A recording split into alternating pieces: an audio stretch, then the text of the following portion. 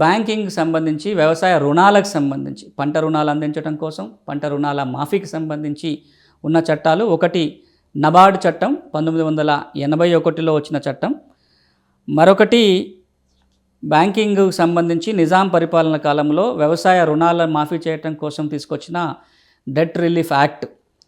ఇవి బ్యాంకింగ్ సంబంధించి ఉన్న చట్టాలు. 1981లో వచ్చిన నబార్డ్ చట్టంతో పాటుగా వ్యవసాయ రుణాల మాఫీ కోసం ఉన్న చట్టాలు కనుక మనం చూస్తే అగ్రికల్చర్ ఇండెట్నెస్ రిలీఫ్ యాక్ట్ పేరుతోటి 1987లో ఒక చట్టము, 1919లో కూడా ఒక చట్టం చేయటం జరిగింది వ్యవసాయ రుణాల మాఫీకి సంబంధించి. వ్యవసాయ ఉత్పత్తుల కొనుగోలుకు కోసం ఏర్పాటు చేసిన ఏదైతే ఫుడ్ కార్పొరేషన్ ఆఫ్ ఇండియా ఉందో, ఫుడ్ కార్పొరేషన్ ఇండియాకి సంబంధించిన ఒక చట్టం ఉంది.